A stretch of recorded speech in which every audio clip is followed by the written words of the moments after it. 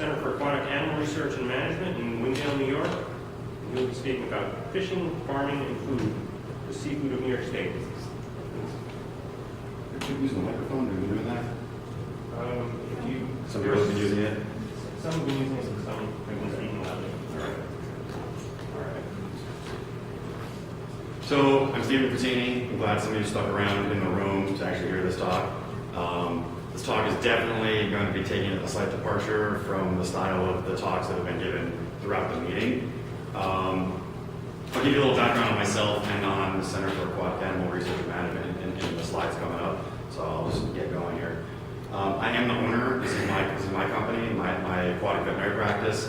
We're going to go over it a little bit, so I just want to disclose that up front.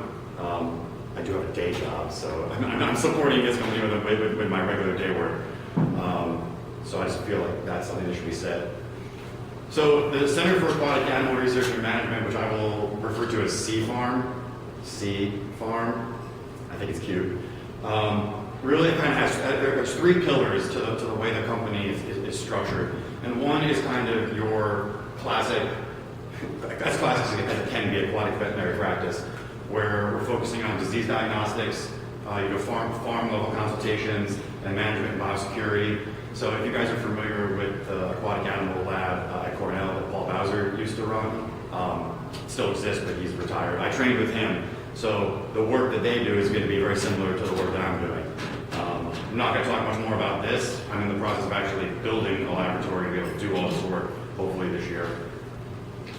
The second pillar of the company is research and development, and over the last 2 or 3 years, we've kind of honed in on three key areas of research that we want to get involved with. And right now I have people working with me here that are really they're donating some of their time and some of their skills to help us plow through some of these things. The first one is data management and health prediction. We're trying to get access to more fish health data throughout the country, ultimately globally, and build a database that we can actually utilize so that we can look at data from the 40s, 50s, 60s. I was doing a project where I was looking at data from the late 80s, early 90s, and it was still all in paper format. It was very hard to go through. So there was a lot of replication of experiments that had to be done. It was kind of a pain. So we really want to get that data in a form that we can manage it. We want to use artificial intelligence and computer modeling to try and levy processing power of a modern computer along with data sets from NOAA or USGS or DEC. But we want to take real-time data and apply it to our health data and try and make predictions about fish stress. And the idea, the real goal would be to be able to predict an actual disease outbreak, but that's probably very far in the future. Low-cost on-farm behavioral monitoring. So, as fisheries individuals, you guys do all kinds of sampling, all kinds of monitoring out in the wild. We want to try and develop some method to be able to deploy a monitor into a fish farm or into a local space. It's going to be cheap that you could bring to developing nations or something like that, so we can get more real-time data to actually put together with our models. And then the third is novel aquatic therapies. I'm a medicinal chemist, and we're very interested in developing new compounds to try and specifically treat certain diseases. So again, we have people that are really just donating their time to help us with this. But today what we're going to talk about is some of the activities that we actually did over the last year in our outreach and education area. We're going to go into these three topics here: the integrated seafood science training curriculum, a meeting that we held late in the fall. We called it the New York Seafood Summit we held it in Manhattan, and then this idea of a culinary market expansion for New York State. So I'm going to get right into it. And then really what I kind of want to say is, people are showing these great slides of all their collaborators, and that's why I'm here. I'm trying to find more people that are interested in potentially, partnering with us to actually do some of this work. So the only group that I've really been working with is New York Sea Grant and their extension agent down in Stony Brook, who's the seafood safety expert down there. He does all the HACCP training and things. So he and I have been working very closely, sharing the interest kind of in this space.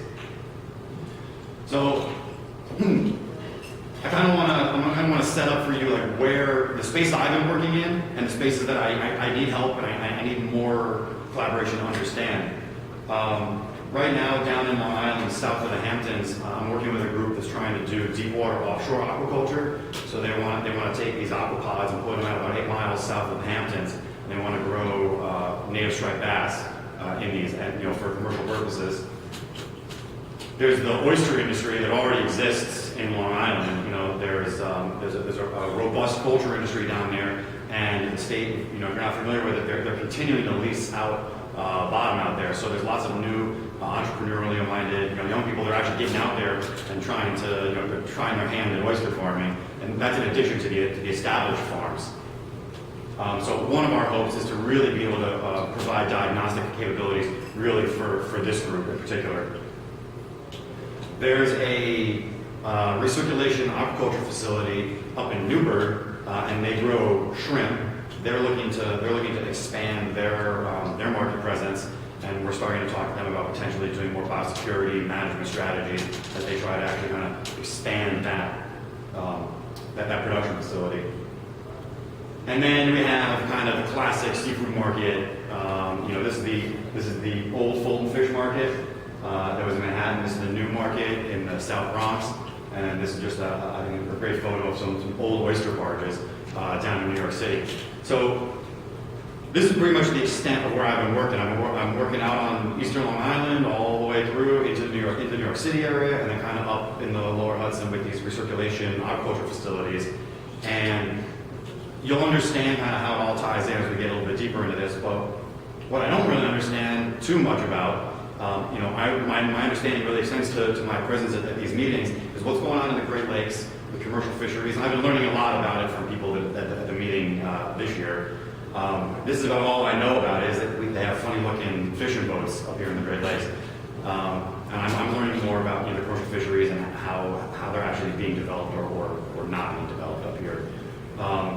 And then this is actually an image from an aquaculture facility in Hudson, New York that shuttered up a couple of years ago. But I put it in the middle of the state because you know, I've known aquaculture facilities to exist in the center of the state. I don't know where they're going. I don't really know where they've been in the time that I've moved away from Ithaca. And I don't know what's going on, like pond culture, bait fish culture, all that kind of stuff. So really my understanding and what I'm trying to do at the meeting and through this talk is, you know, kind of just put it out there and say, look, I'm looking for some help understanding what's going on in the rest of the great state of New York.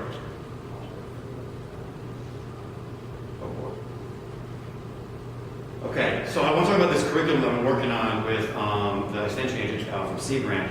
Really what we're trying to develop is we want to develop an intensive course that's going to be somewhere between 6 to 8 weeks over the summer, and we really want to take multiple aspects of the process of, you know, producing seafood, right? We want people to come in that could fit into any one of these buckets, right? You could be a commercial fisherman, you could be an aquaculturist, maybe you're a seafood processor. And what we want to do is we want to put together this curriculum so that you can enter at any point, but then you can learn about the entirety of it. I've been going to more seafood meetings than I have been, you know, kind of scientific health meetings for the last year or two, and I'm trying to understand myself, you know, how and why this whole system. It's very it's not integrated. It's very very dispersed and it's very siloed. You know, there's not a lot of crosstalk between all these groups, and we really.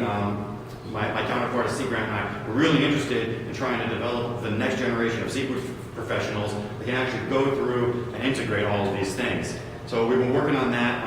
We're looking for some people to help support it financially. We have someone that actually approached him and said, I might be able to fund this project for you. And we're really looking to bring in students that are you know, bachelor students, maybe professionals that want to get some serious retraining, but we don't want to keep it too narrow. We want to really have this curriculum be available and offered for everybody.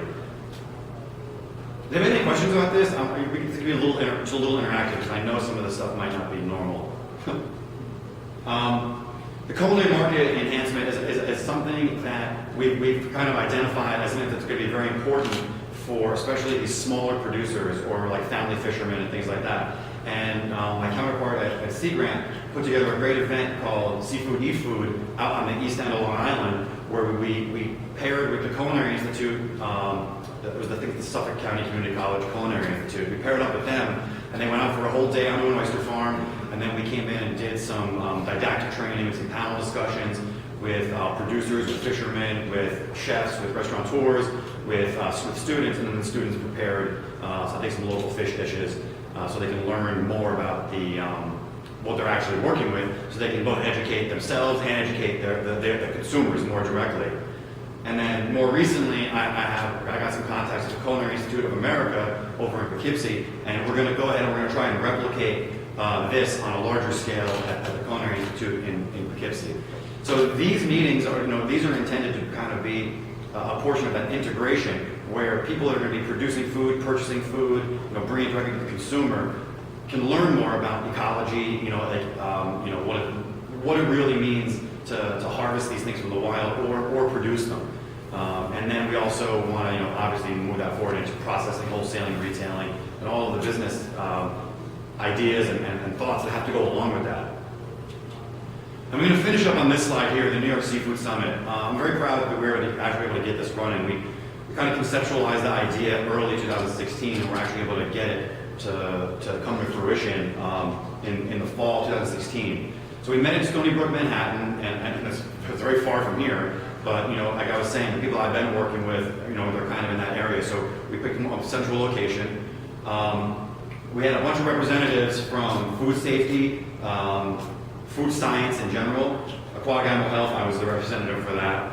We had 2 people from processing. They worked mostly in the fish smoking area. We had some wild catch fisheries, so we had some Cornell extension agents that work with the small local fishermen out on the East End, so they were there. Aquaculture, we had an aquaponics group out of Brooklyn that was on the phone. And then we had another recirculation group out of Hudson, New York. They have a big, they're doing steelhead in recirculation.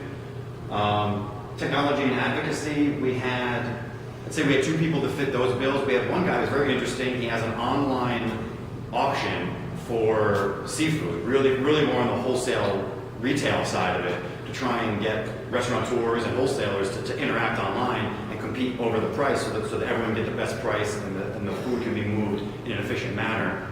And then we had environmental studies and welfare. We had 2 people from, one was from NYU, one is currently at Columbia. They worked more in environmental science, and one actually has a scientific background working with fish stress and fish health and fish welfare. So we tried to have a very broad coalition invited to this meeting, and we came up with some interesting action topics. One of them here, basically the premise of the meeting was come to the meeting with your ideas, come to the meeting with your concerns and your problems, and let's see if there is thoughts and ideas in the room that you maybe didn't think of, and maybe we can actually come together. And we did. We came up with some action topics based on the people in the room. And one of my favorite, I think, explains what we were trying to do, is that we heard from the extension agents that the local fishermen, a father and son fishing boat, they have trouble going out and they get their fish and they go to bring it into the dock. And they want to start a dock-to-dish program where people come to the dock and they buy the fresh seafood, and everyone loves that. But what happens is, too often they come in and they have more fish than they expected, and they can't sell it all. So they can't sell it all at a competitive market price. They have to go and start discounting their fish. And that's a problem for them because they're not making a lot of money doing this anyway. So our technology guy in the room was like, well, I have this marketplace. We can set it up so that the fishermen can potentially sell this fish while they're still coming in, and it's all going to get sold at market rate in a competitive environment. And then it can be moved to another location. It doesn't necessarily have to be at the dock. So we had a problem, and we kind of came up with a little bit of a solution that we're gonna try and roll forward with. Those groups are going to be talking, and we're going to be checking in with them. Academic research support for processors. Some of the processors were telling us that they're working under regulations that were pretty much set in the 80s, and places like Europe, they're moving forward with these regulations. So they're actually having trouble competing in some of the markets because they're saying, well, we need scientifically published literature to help us try and move forward and move beyond these older regulations. And they're like, but no one can help us with that. And then we're all sitting in the room, and a lot of us are like, well, I'm going to have a laboratory, or we have this academic partner here you can work with. They're like, oh, really? And then the seafood safety specialists in the room and the food science specialists, they're like, yeah, these are very common tests. We can do this. So they thought they were stuck. They thought they were dead in the water, but we were able to actually get the dialogue going around that space as well.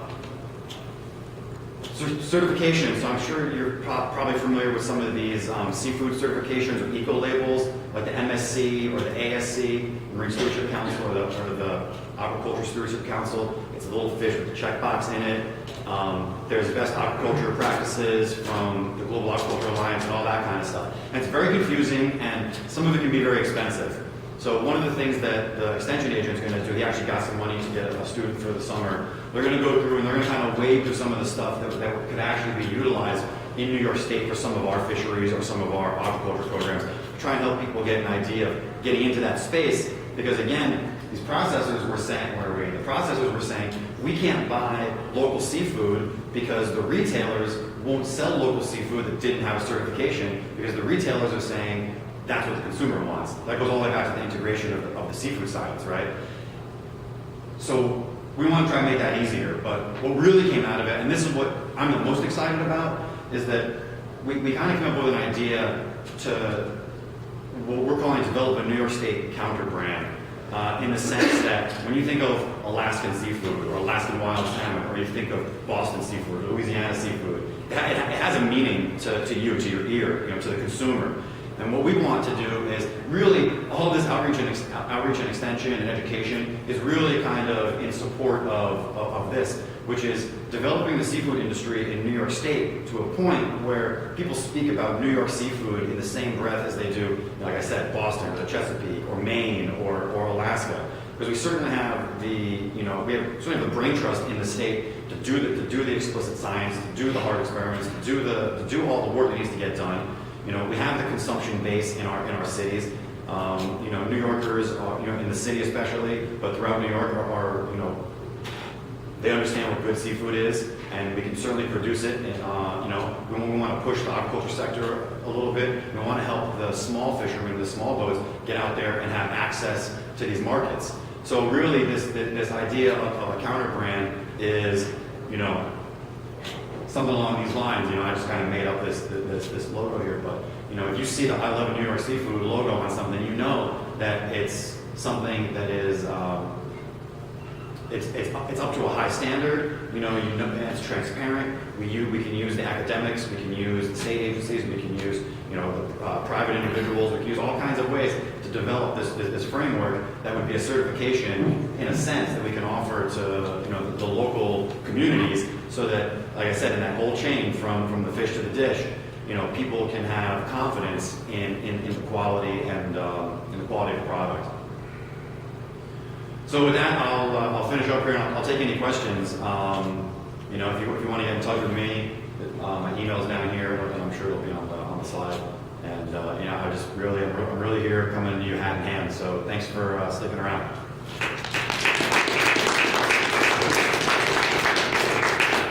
Stephen, we have time for questions. I know. How much of your market would you think you want to target towards freshwater versus the marine fisheries?